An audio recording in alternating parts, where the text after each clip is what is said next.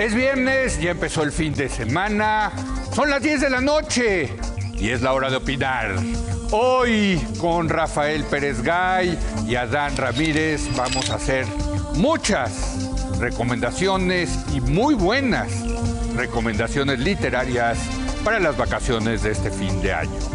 Así que quédese aquí en Foro TV, que ya comenzó la hora de opinar.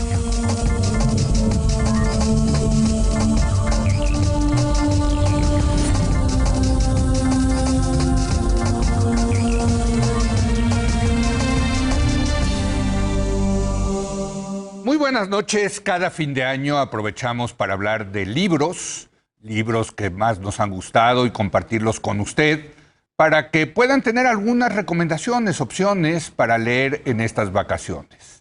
Bueno, sin más preámbulo, le doy saludo al escritor y editor Rafael Pérez Gay. Rafa, ¿cómo estás? Leo, muy buenas noches. Qué buena onda tenerte por acá. Gracias por invitarme. Adán, ¿cómo te va? Hola, Rafa, buenas noches. Gracias. Y Adán Ramírez, quien es crítico literario. Adán, ¿cómo estás? Hola, Leo, muy bien, buenas noches. Gracias por la invitación y para platicar aquí de libros. Sí, ¿fue un buen año para los libros, dirías? O sea, sí... yo creo que fue un muy buen año en respecto a los títulos. Sí. No es el tema de este programa, pero la industria editorial fue un año muy malo.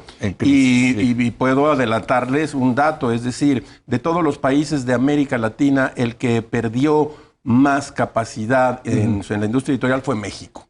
Sí. Pero sí, sin duda. Mira. Este es un dato que dio Calafell, José Calafell, que está ahora como vicepresidente de la CANIEM. Sí. Pero no hablaremos de eso, sino de los muy buenos títulos. Sí, ya nos estamos deprimiendo. No, porque tenemos muy buenos Qué libros. Bueno. Fue un muy buen año. Fue buen año entonces. Muy buen año. Yo creo que libros maravillosos. Podemos pensar que ya en todas las listas, en todas las editoriales, me parece que el criterio de tener muchas escritoras mujeres es muy bueno. Sí. Y ahora tenemos mucho que celebrar en eso, ¿no? En las listas ya siempre aparecen mujeres con nuestro boom latinoamericano, que está Mariana Enríquez, Mónica Ojeda, que hay unas grandes escritoras, Fernanda Melchor en México. Sí. Creo que eso ha sido una de las cosas características y muy buenas de este año, ¿no? Qué maravilla, qué maravilla. Rafa, empecemos contigo. ¿Cuál es el primer libro que vas a recomendarnos? Fíjate que te voy a contar a ti y a quienes nos ven que Adán y yo tuvimos que ponernos bien de acuerdo porque traíamos los mismos libros. Lo estoy viendo. Entonces, solo vamos a compartir uno. Okay.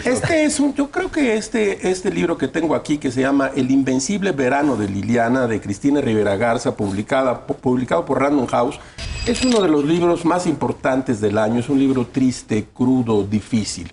Es la historia del feminicidio de su hermana ocurrido en el año de 1990. O sea, es real. Es absolutamente real. Ajá. Es una novela. Ella, Cristina Rivera Garza, ha roto, para fortuna de la literatura mexicana, los falsos dilemas entre la crónica y el ensayo. Sí. Lo va mezclando y combinando con gran talento. Este es un libro que creo que hay que leer. Sí. Primero porque es muy actual, pero además porque ha tenido la valentía y ha tenido la fuerza para volver a este asunto. Una chica, no voy a vender la trama, pero sí puedo contar, es una chica de 20 años con todo el futuro por delante, quería estudiar un doctorado, quería salir de México y tenía un novio desde la preparatoria que le impidió hacer todo esto porque la asesinó. No estoy un macho. Un macho que le arrancó la vida a una joven. Es una novela impresionante. Y si quisiera que Adán, que la trae también, nos dijera algo al respecto. Me parece fantástica porque ella dice algo muy importante. ¿Tú también que la ella traes ahí? Sí, aquí está. Que ella se hizo escritora para escribir esta historia. Ella es una escritora muy intelectual, Rivera Garza, muy formal, muy conceptual normalmente. Y este libro me parece que está lleno de entrañas, de vísceras, como la historia más importante que puedes tener en tu vida. Y eso me encanta, ¿no? O sea, los escritores, las escritoras pueden escribir sobre muchas cosas. Pero dice Julian Barnes, hay una historia que es la historia de tu vida. Definitiva. Y me parece que es este libro de Cristina Rivera Garza y eso es fundamental, ¿no? Está escrito con las entrañas, está escrito con una a manera de crónica, a manera de diario, un descubrimiento día a día de cómo tiene que este asesinato transformarlo en feminicidio porque no está calificado como tal. Entonces, es una búsqueda por la burocracia mexicana, pero se logra algo que me recuerda mucho a un libro de Rafael Pérez Gay, justamente El cerebro de mi hermano, que si algo puede hacer la literatura es rescatar a las personas que ya no están, ¿no? Leerlas allá adentro a base del amor, a base del recuerdo que tienes. Y si ella ya no está desde los 90s, Liliana vuelve a habitar, digamos, el mundo con esta novela de Cristina, y eso me parece bellísimo. ¿Y entonces cuál es la ficha, digamos, bibliográfica? Es El invencible verano de Liliana, de Cristina Rivera Garza, en Literatura Random House. Bueno, y aprovechamos para recomendarle, si usted no ha leído lo que mencionaba Dan, tu libro, Rafael, de tu hermano, El cerebro de tu hermano. Es un gran libro, muy sentido, la verdad. Bueno, ¿te costó trabajo? Bueno, sí.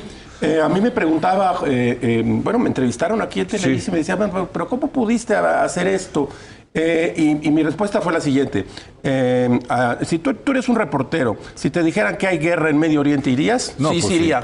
Bueno, pues yo soy escritor y si se me muere mi hermano, tengo que interrumpir todo para hacer este trabajo, que es un breve libro que escribí, pues no sé, en una especie de conmoción durante poco tiempo, quizás 6 meses. Y sí tiene que ver con la muerte terrible de la hermana de Cristina Rivera Garza. De veras, este libro, El Invencible Verano de Liliana, vale la pena. Cómprelo si lo encuentra. Va a ser difícil de escribir sobre esas cosas, me imagino, sobre el dolor, ¿no? Claro, pero creo, no sé qué pienses, Rafa, que escribir también tiene una cosa curativa en muchos sentidos, ¿no? O sea, tienes, al escribir, creo que te estás sanando de alguna forma de eso, ¿no? Lo estás sacando, aquello que te está confrontando, que te puede estar destruyendo. Como catártico, digamos. Muy catártico, yo creo. Pienso en Francisco Hinojosa, que escribió un libro que se llama Migraña en racimos. Y él, después de escribir ese libro, ya nunca más volvió a tener migraña. Se curó de la migraña con ese libro. Entonces creo que esta ¿No hay alguien que haya escrito sobre el reflujo? ya se me antojó a la Ahí ya tienes una muy buena idea para una novela. Exacto. Rafa, segunda recomendación. Mira. Traigo aquí Fantasmas en el balcón, de Héctor Aguilar Camín, también de Literatura Random House. Esta es la más reciente novela de Héctor Aguilar. Digamos que este libro se encuentra en lo que yo llamaría el tercer ciclo narrativo de Aguilar. El primero, como muy probablemente saben ustedes y quienes nos están viendo, va, digamos, de Morir en el Golfo y la Guerra de Galio al Resplandor de la Madera. Dentro de este ciclo hay una novela breve que a mí me gusta mucho, que es Un soplo en el río. Luego viene un segundo ciclo que va del Resplandor de la Madera a una novela que es extraordinaria, que es Adiós a los padres. Hablando de historias personales. Hablando de historias personales. De esta cosa que Adán, Leo, que podría llamarse, o que se llama ensayo personal. Los españoles le llaman pomposamente autoficción. Me gusta más el ensayo personal. Ese momento en el cual un autor inquiera su propia alma sobre asuntos fundamentales de la vida.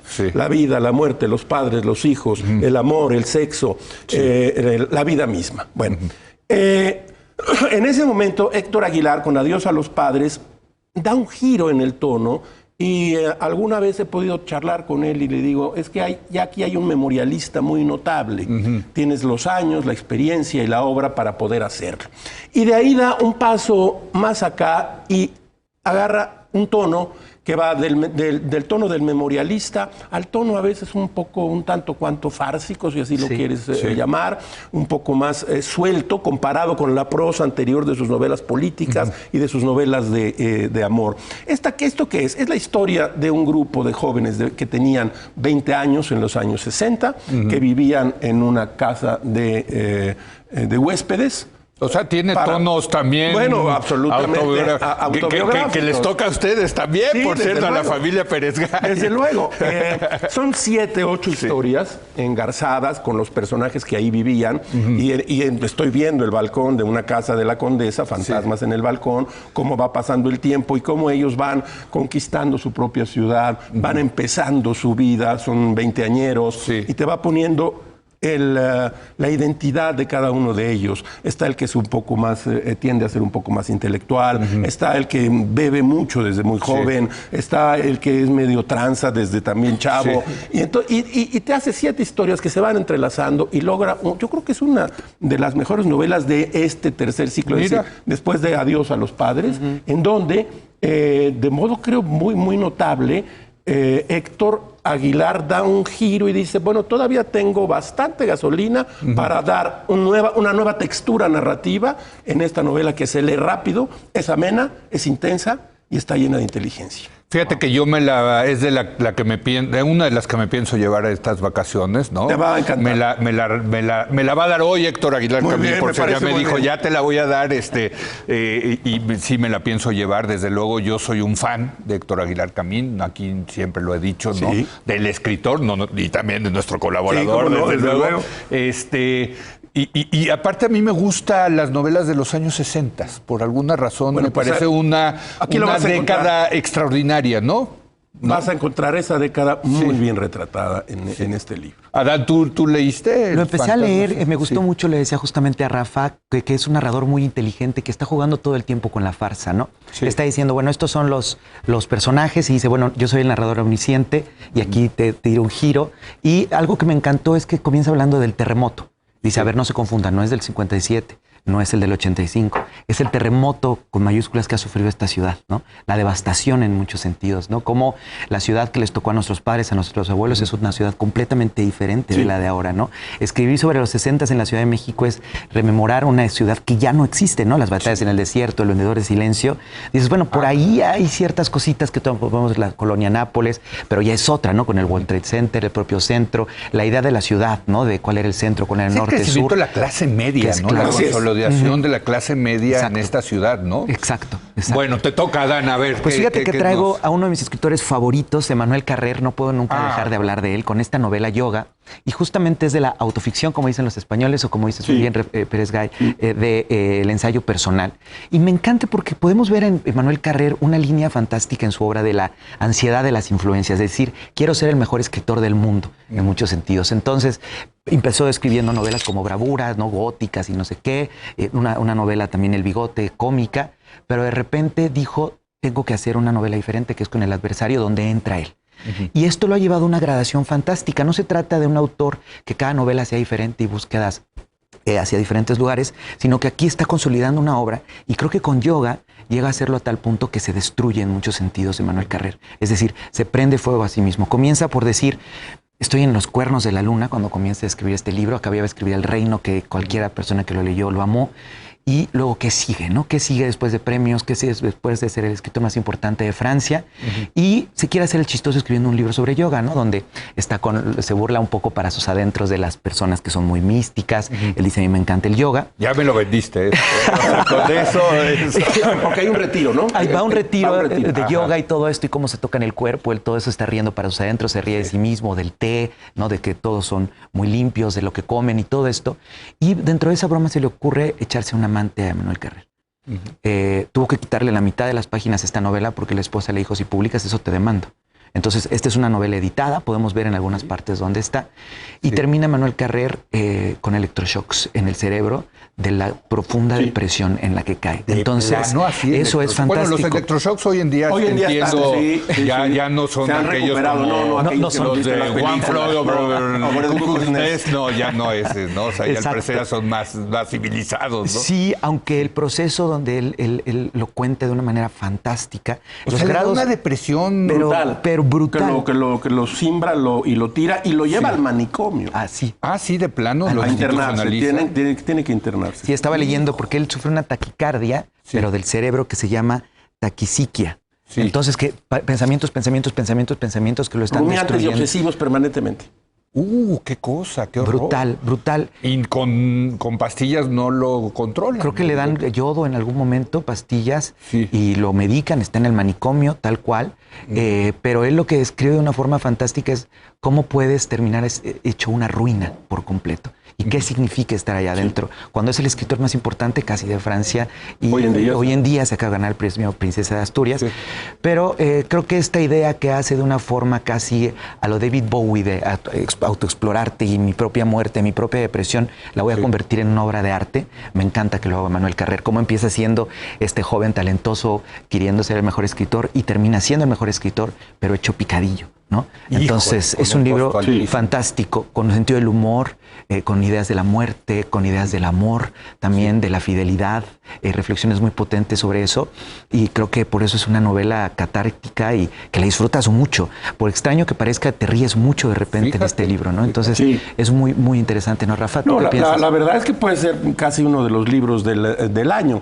El capítulo de yoga de Carrer que nos está contando Adán, el capítulo que se llama Historia de mi locura, se llama, debe ser, no sé, unas 80 páginas, son de una crudeza, pero de una capacidad narrativa notable. Yo, y leyendo, después de leer yoga, me topé con alguna entrevista y decía Carrer lo siguiente, y, obviamente yo me sentí más que identificado, porque Carrer dice lo siguiente: yo no escribo ficción. Utilizo todos los instrumentos y las técnicas de la ficción, pero no hago ficción. Hablo de cosas que he visto, que me han pasado. Tiene una de un tsunami, tiene El adversario, que es extraordinaria novela. Hay buena película, por cierto, del adversario.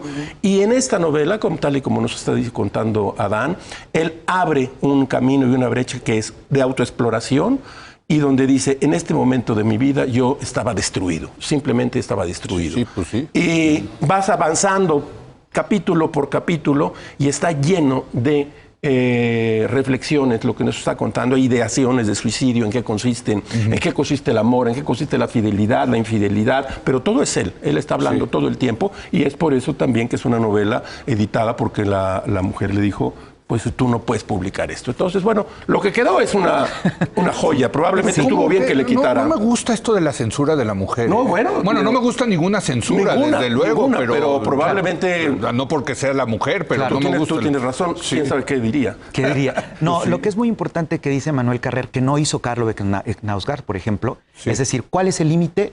No herir a los demás. Entonces, de la censura, digamos, ¿sobre qué puedo escribir?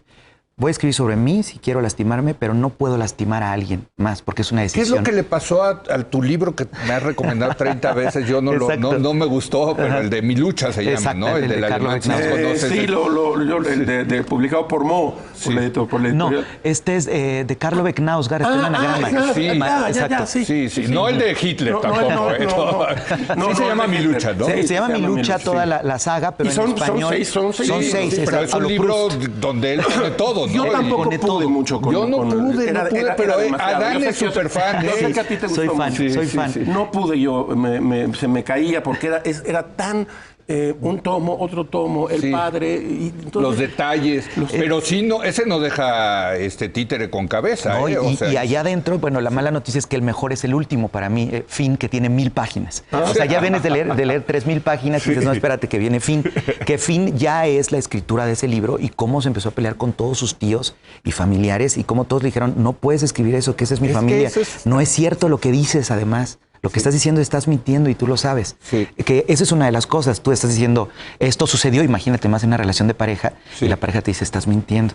No fue eso lo que sucedió, eso es lo que tú quisiste que hubiera sucedido, pero no fue así. Ese es un punto muy, muy interesante. Siempre que escribes yo les voy a hacer una revelación aquí en esta mesa. Yo con el cerebro de mi hermano tuve problemas con una parte de la familia. Ah, sí. Sí. Que no quería. Que no, pues que parecía, lo exhibes cuando es un gran homenaje, según yo, a mi hermano, a una amistad literaria, un poco lo que estás diciendo. Bueno, no...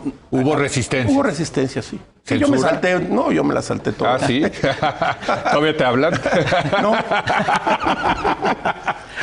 A ver, bueno. Entonces, la Emanuel cita Carrer, es yoga. Yoga en anagrama. O sea, llevan 3 libros maravilla. que se me han antojado los 3 muchísimo. La verdad. El tema es que yo no sé si para las vacaciones y eso... Puede estar un poco fuerte. Y también el primero. Y el primero también, sí. No, pero pues ni modo, pues así es la literatura. Claro, ¿no? pero ¿sabes qué? Porque a mí no me encanta el melodrama, por ejemplo, y son libros sin melodrama. ¿No? Entonces eso está muy bien porque no son solemnes, sino te están contando simplemente algo fuerte, pero no te tiene el alma en un hilo, sino al revés. Como que te alivia de alguna forma leer esto, ¿no? Porque este es un rescate de su hermana, que eso es muy bello, y este es una radiografía de sí mismo, y que además que hay que decirlo esto, bueno, como justo lo dices, qué valor de Emanuel Carrer de hacer eso, ¿eh? Tienes razón, sí. Es un libro muy valiente. O sea, y siempre la valentía como que dices, me pongo de pie. Se agradece. ¿no? Es impresionante. Claro. Bueno, vamos con la siguiente, Rafa. Yo me traje la novedad, no lo he terminado, lo estoy leyendo, pero voy ya avanzado y puedo decirles que es Alberto Ruiz Sánchez, El expediente de Ana Akhmatova, publicado por Alfaguara. ¿Quién es Ana Akhmatova? Bueno, es una poeta rusa soviética perseguida con gran crueldad por Stalin. Al grado de que no le permitían escribir, porque estaba vigilada permanentemente, y desde luego no le permitían la libertad en el lugar en donde ella vivía. Ana Akhmatova conoce a Modigliani, el pintor, y mantiene con él una relación muy importante. ¿Qué me gusta? ¿Epistolar o no, real? Una relación real. Sí. Real. Porque Modigliani yo supongo que vivía en Francia. ¿O? En Francia se conocieron después. Entonces, estamos curiosamente presentando libros, novelas, que se han saltado el dilema, decía yo, de que la novela tiene que tus personajes tienen que tener la densidad, tienes que plantearla un poco decimonónicamente. No hay, por lo que veo en la mesa, ninguna de estas novelas. Bueno, Alberto Ruiz Sánchez nos ha escrito una gran novela sobre Ana Akhmatova, sobre su poesía, en donde echa mano del ensayo, la crónica y la vida trágica de esta gran poeta soviética. La obra de Alberto Ruiz Sánchez es una obra importante, hoy en día es uno de nuestros escritores mayores, diría yo, pero me encantó que pudiera dar este salto también. En cierto sentido, hemos hablado de libros en los cuales estos autores se mueven y no se quedan en sí mismos, sino que dan un salto. Este es el salto que Alberto Ruiz Sánchez da, yo creo que con Ana Akhmatova. Cuenta muy bien, porque claro, dirán, bueno, pero ¿quién es ella? Pero él lo va contando muy bien, lo va reconstruyendo, le da voz a ella, le da voz a la época y va haciendo un libro de historia también apasionante, de lo que era capaz el estalinismo en su momento. Aparte de una mujer, ahora que estamos hablando de una época donde las discriminaban, incluso en la Unión Soviética, ¿no? Donde supuestamente tenían igualdad de los derechos. Así es. Un gran libro.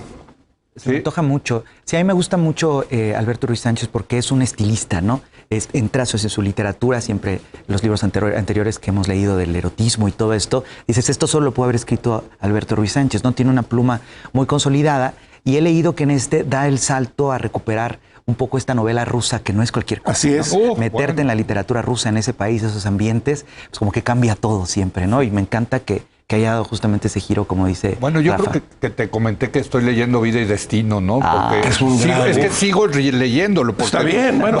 O sea, creo que son 1100 páginas. Es un libro que además hay que dejar. Sí, es muy difícil. Es muy difícil, de verdad me está costando trabajo. Uno, porque es durísimo. Es un libro muy Porque fuerte, es la historia de la guerra desde el punto de vista de los soviéticos, ¿no? Sí.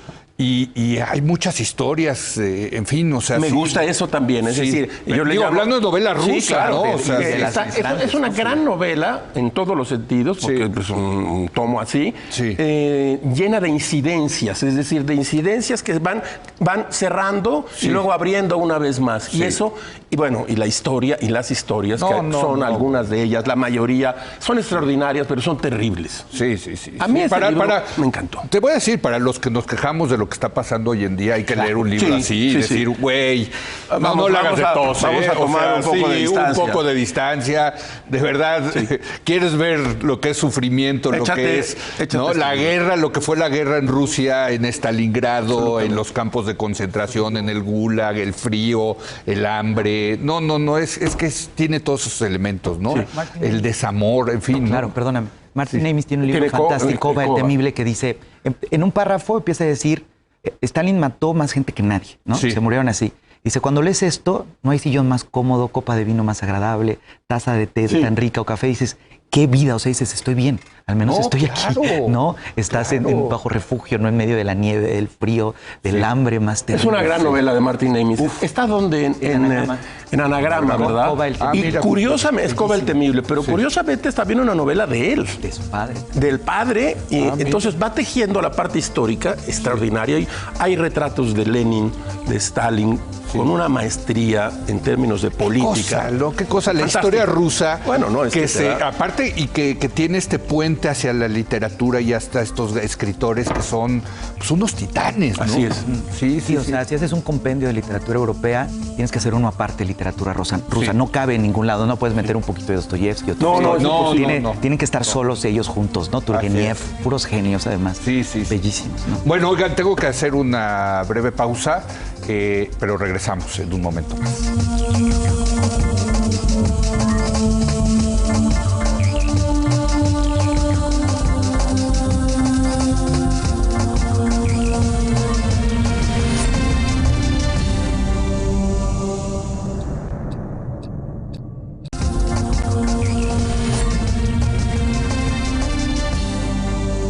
Bueno, estábamos teniendo una charla magnífica, recomendaciones de libro para este fin de año con Rafa Pérez Gay, Adán Ramírez, y en esta ocasión se une en este segmento a la mesa Gina Jaramillo. Ella es promotora y difusora cultural.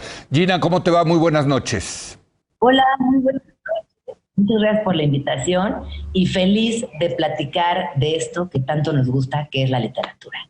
Bueno, aviéntate tu primera recomendación, Gina, venga. Pues me encanta la idea de que cuando pensemos en literatura no solamente pensemos en los libros del año o en aquellas plumas que están cambiando por completo la narrativa global, sino que también pensemos en la literatura infantil. Lobo. Recordemos que es un sector muy importante y les quiero platicar de este primer libro que se llama Paz, que es de la mexicana Estelí Mesa y escrito por Baptiste Paul y Miranda Paul. Esta palabra tan abstracta que de pronto no sabemos ni cómo definir, pero que en estas épocas del año se escucha pues muchísimo, y pues la paz es una elección, la paz nos permite que tengamos voz, la paz es nombrar a tu amiga correctamente, la paz significa el hablarnos tú y yo directamente. Este libro está recomendado para primera infancia, pero ¿por qué lo traigo hoy? Porque definitivamente es un libro para toda la familia, es un libro que incluso como adulto toca muchas fibras sensibles. Esta palabra, repito, que a veces nos cautiva, siempre nos invita y que pocas veces nos tomamos ese espacio en nuestro día a día para reconocer la importancia de la paz. También es una realidad que la paz es personalísima, a lo mejor para ti la paz está en las estrellas, para mí está en bailar, para Adán está en leer, en fin, es una palabra tan antigua como la misma humanidad y que este libro además cuenta con un apartado desplegable que va a permitir que los niños lo disfruten ampliamente y que también se integren en esta conversación y que al final de esta historia nos cuenten pues qué es la paz, qué significa para ellos la paz y también dónde la encuentran y cómo la comparten. Pues celebro que nos traiga, Gina, un libro infantil, ¿no? Desde luego, muy importante. Es un género muy importante, ¿no, Adán? Muy importante, que además estaba completamente olvidado y que está en un auge, digamos, así como ¿verdad? De alguna forma Dickens inventa la infancia. Creo que los libros para niños de repente eran Robinson Crusoe, que es maravilloso, ¿no? Sin duda. La Isla del Tesoro, fantástico. Pero de repente puedes decir, desde que eres primera infancia, puedes comenzar a leer y debes empezar a leer. Y creo que hay una industria editorial y un talento para hacer cosas como este libro que enseña justamente Gina Paz, que descubres palabras, que descubres por juegos la literatura.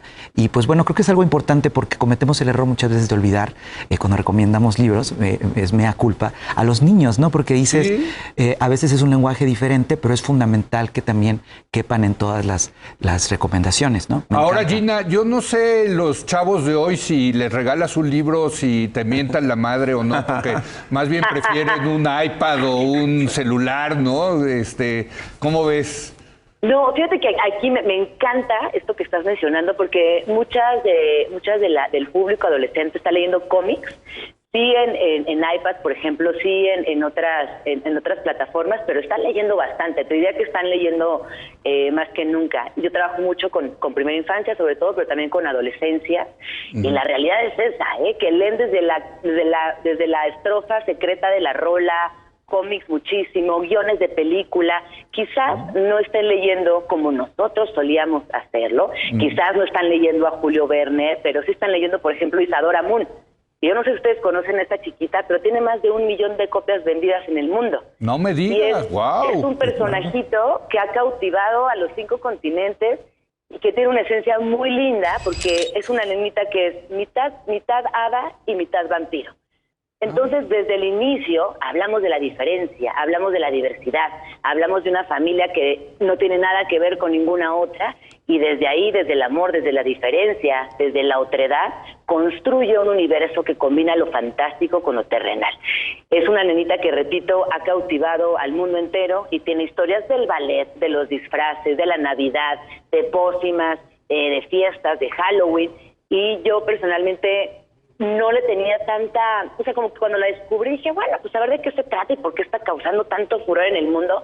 Es una belleza, es una joya Isadora Munn, y repito, es una construcción desde lo distinto. Entonces, volviendo a la idea, quizás no son las lecturas que nosotros solíamos hacer, quizás no son los formatos conocidos, pero de que están leyendo las infancias y las juventudes, están leyendo un montón. Y eso a mí me llena de emoción, me motiva y me hace también emocionarme, ¿no? Todos los días desde la chamba personal y desde verlos en la calle, ver en las listas qué es lo que están leyendo, qué es lo más vendido. Por ejemplo, ayer que fue la premier de Spider-Man, ¿no? Que era una locura. Bueno, pues a la par estaban leyendo ya en redes sociales, ¿no? Como todo el desglose de los guiones, todo lo que no se ha dicho y todas esas, eso que es el desdoblamiento de una película que finalmente se convierte en lectura. Oye, ¿este libro que estás recomendando es para niños o para adolescentes? Isadora Munn es para primera infancia también. Primera infancia. Yo te diría que hasta los 10 añitos Isadora Munn es una delicia, porque además son de estas primeras proyecciones personales. Es una lectura que una niña o un niño que lea de a poquito lo puede ir recorriendo. Tiene un vocabulario muy tranquilo, tiene una secuencia que es muy fácil de seguir, las ilustraciones que son adorables, todo es en estas tintas, blanco, negro y rosa, también permite que el joven lector, la persona que lo tenga entre sus manos, lo disfrute de una manera única.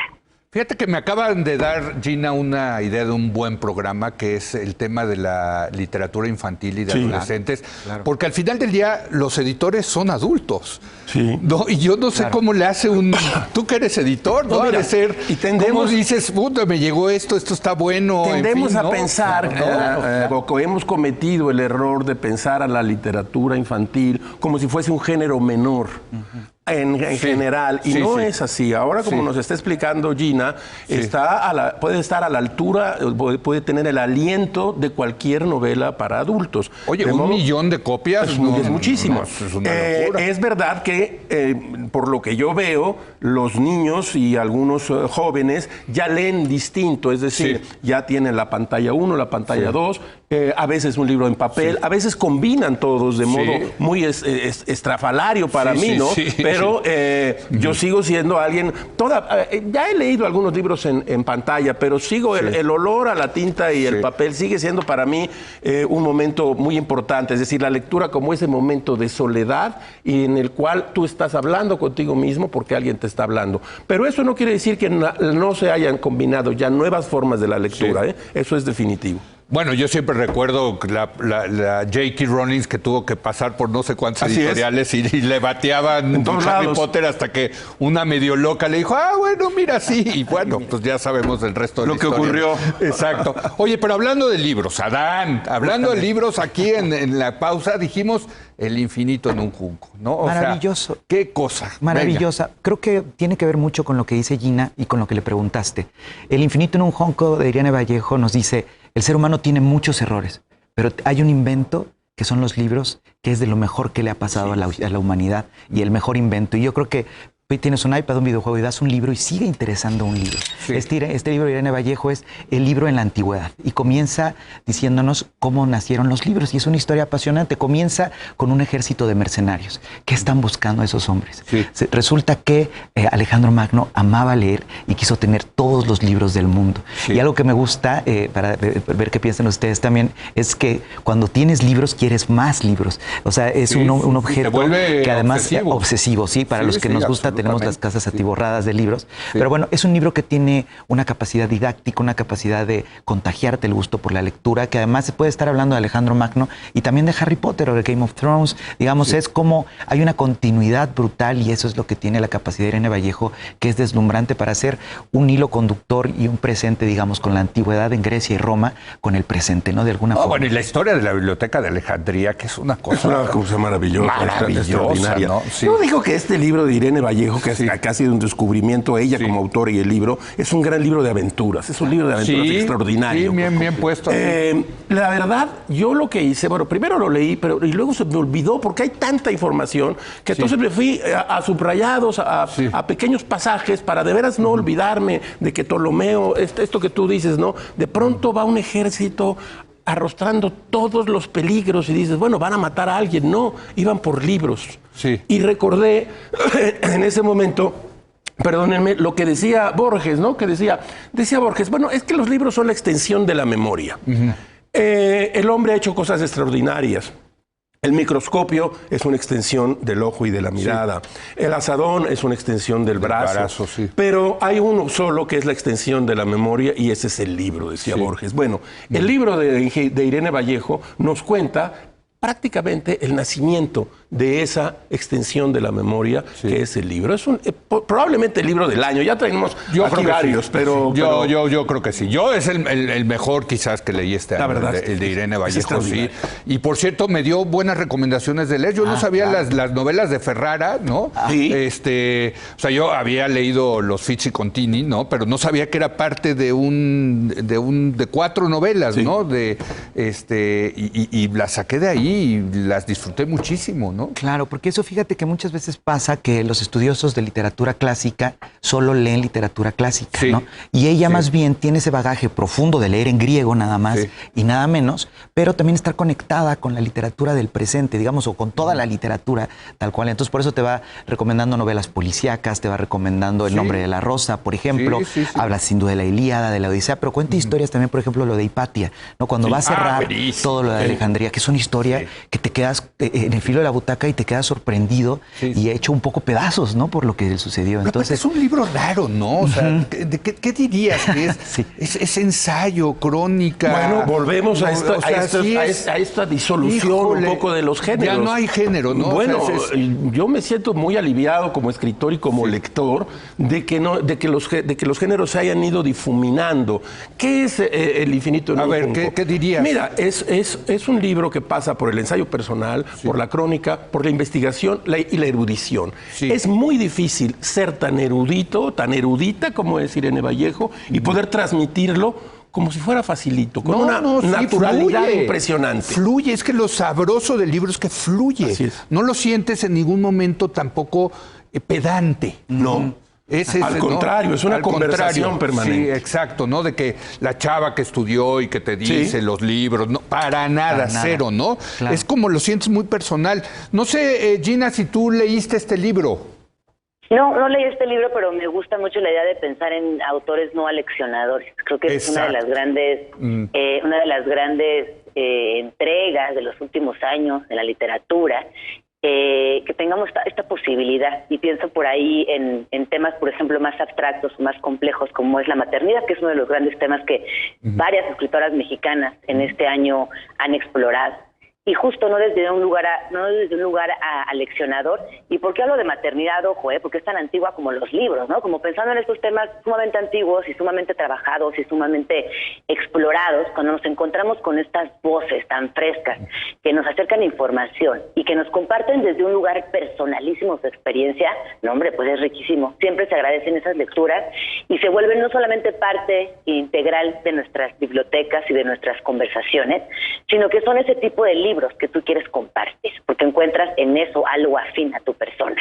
Y aquí es mi único comentario, decir que a pesar de que no leí este libro, que ya me lo anoté, sí me gusta la posibilidad de explorar plumas que nos inviten a esa posibilidad de la literatura. Sí, no, fantástico. Y los que nos gustan los libros, pues sí, es una delicia, ¿no? Es como un foie gras que te ponen ahí, ¿no? Claro, eso es muy importante. Alfonso Reyes decía que había literatura ancilar, un poco en el sentido de anquila esclava, que dices que hay libros que, por ejemplo, esta que se llama de los microbios, ¿no? Ahora me voy a acordar cómo se llama, o Irene Vallejo, que no está queriendo hacer una obra de arte, porque lo que quiere es contarnos una historia bellísima, pero el libro se convierte en una historia de arte, una obra de arte, ¿no? Tú lo lees como si leyeras una novela, porque vas leyendo los capítulos, donde el personaje principal es el libro, ¿no? Y además la historia es bellísima. Ella era novelista en Zaragoza, de una editorial muy humilde, y le dice a su editor, estoy escribiendo este libro que no sé qué, híjole, yo no te lo puedo publicar, la verdad, pero conozco a alguien que son los de Ciruela, y pues sale en ensayo, y de repente lleva más de 32 ediciones. No, se vuelve un fenómeno. Bueno, ya el libro, ya también Random House lo está vendiendo, ¿no? La edición de bolsillo, ¿no? La de bolsillo. La de bolsillo, digo, imagínate. Sí, porque era un libro caro. Cuando salió era un libro de 800 pesos. Sí, yo lo bajé, fíjate. Ah, bueno, lo leíste en la pantalla. Y no quería que terminara, es que ese es otra, ¿no? Hay un modo de leer, o hay un modo en que los libros te ofrecen una lectura. Y es ese momento, y ustedes me van a entender, y quienes nos ven, ese momento en el cual dices, no quiero que termine, y debo dejar esta comida porque tengo que terminar este libro. Sí, totalmente. Porque está ahí. Ese libro de Irene Vallejo pertenece a esa estirpe. Totalmente. Que dice, sí quiero irme porque quiero seguir leyendo otro rato de este libro. No sé si les ocurrió. No, a mí me pasa con algunos libros. Con ese bueno, y ella que fue un descubrimiento, porque claro, nosotros hemos puesto aquí sobre esta mesa recomendaciones de obras conocidas, de autores consagrados, de obras que van. Y de pronto surge Irene Vallejo. Luego la oyes hablar. Yo vi una entrevista con Gabriel Vázquez. Es sencillamente extraordinaria hablando. Es una mujer con gran conocimiento y de una sencillez que realmente te llama la atención y es cautivadora en muchos sentidos. Oigan, déjenme rápido, hago una pausa. Está muy buena esta charla. Ya nos va a dar tiempo, yo creo que para que hagan cada uno de ustedes una recomendación. Yo traía una, pero me la guardo porque la semana que entra vamos a seguir con esto. Pero ahorita se las cuento cuáles. Regresamos en un momento más.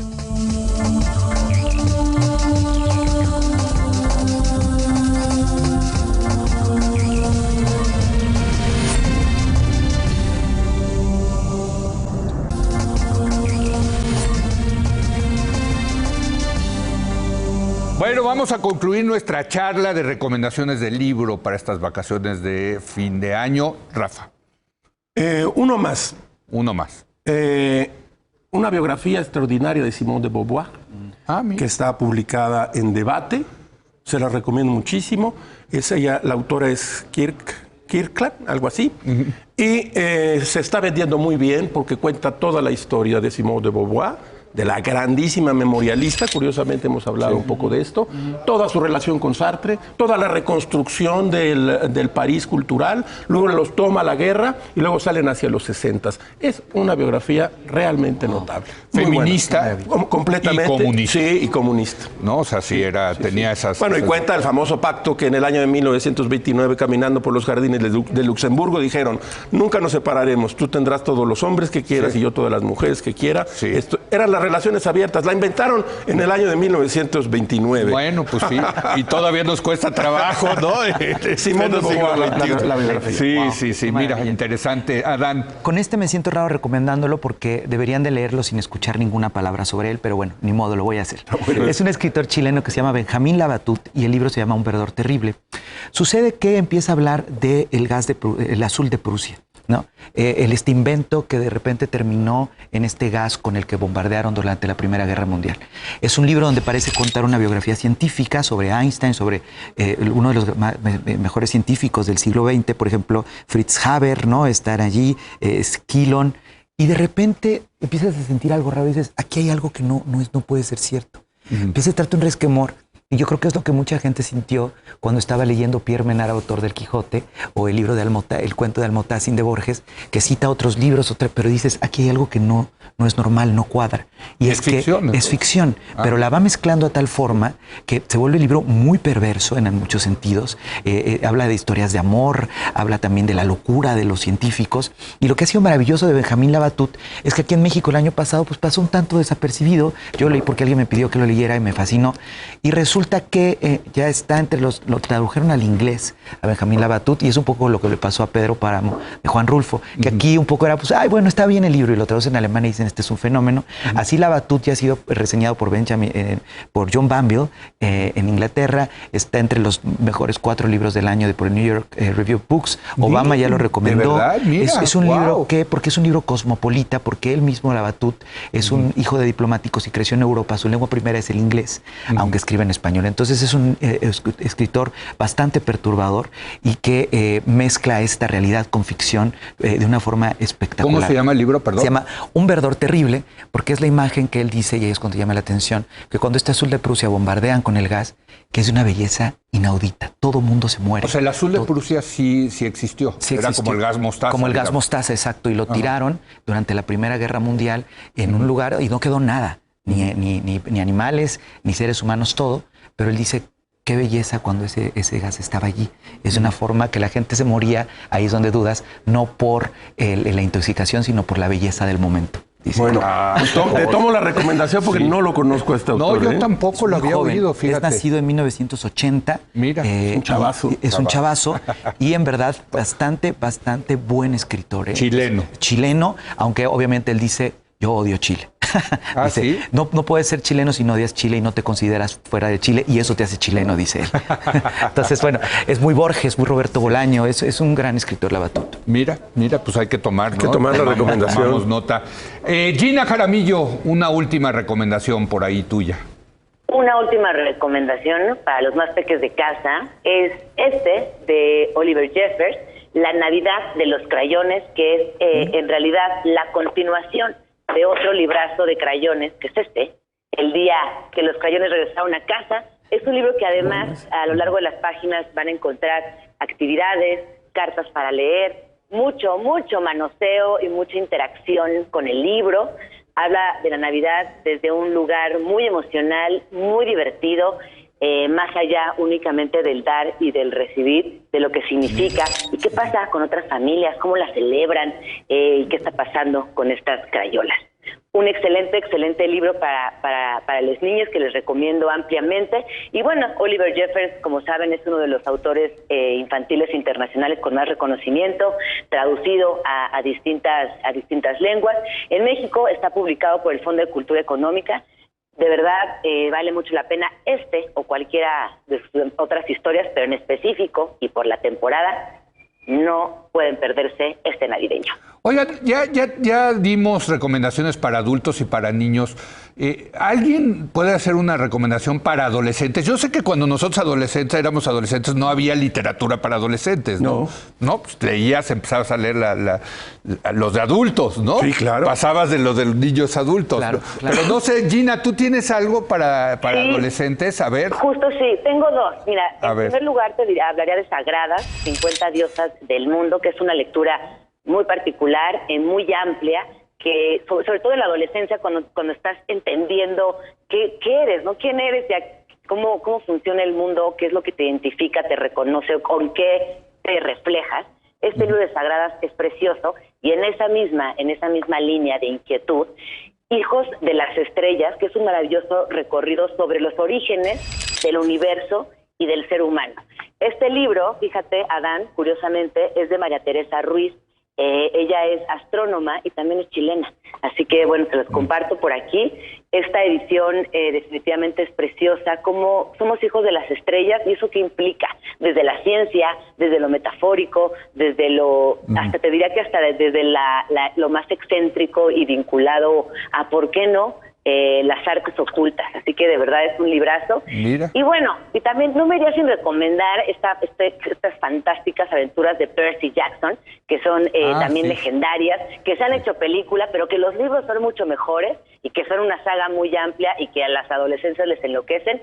Percy Jackson, también por ahí se los dejo. Bueno, pues ahí está para toda la familia, Correcto. ¿no? O sea, ¿qué nos falta? ¿Hay literatura para la tercera edad o no? Ya eso sí ya nos ha inventado ese segmento, ¿no? Pero podríamos agregar esto, Dan, Sí. Leo, Gina. Sí.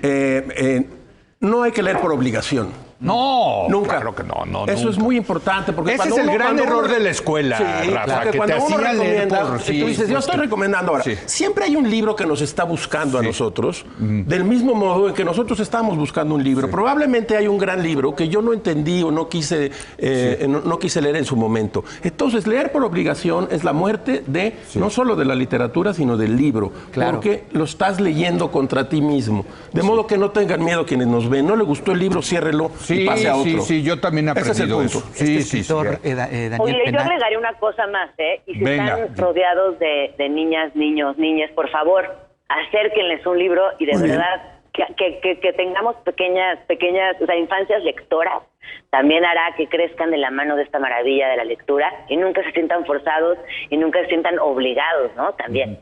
Claro. Tú querías decir algo, Daniel Adán. Penac es un difusor de la literatura y tiene un decálogo de lector. El primero es de tus derechos, no leer.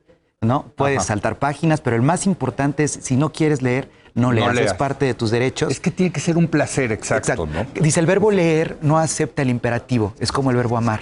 Tú no le puedes decir a alguien ámame, ¿no? Le tiene que nacer. Y leer no puedes decir lee, tú tienes que hacerlo como un acto como el amor de alguna forma. Pues sí, está muy bien. Y eso deberían de entenderlo los sistemas escolares, Así ¿no? es, para empezar. Que de verdad, hijo, mano, luego te encajaban te alejan muchos años de los libros. Sí, exacto. Bueno, claro, autores, por ejemplo, en México como Octavio Paz, la gente les tiene tirria porque les pusieron a leer El laberinto de la soledad en la preparatoria, o en España Benito Pérez Galdós dice, no, qué hueva, qué flojera. Qué huevo, no, está bien, qué huevo. Oigan, pues bueno, muchas gracias, qué buena mesa. Gracias, Muchas querido gracias, Rafa. Leo. Feliz año. Querido Feliz año. Adán. Gracias, muchas querido Leo, Rafa, Gina. Querida Gina, muchas gracias, Gina. por venir. Qué buena mesa, de Bye. verdad. Ahí se lleva usted algunas recomendaciones. Vamos a seguir durante esta semana con más recomendaciones de libros, películas, series, en fin, para pues tener unas vacaciones muy a gusto. Por lo pronto yo lo espero el lunes a las 10 de la noche cuando otra vez sea la hora de opinar. Aquí nos vemos.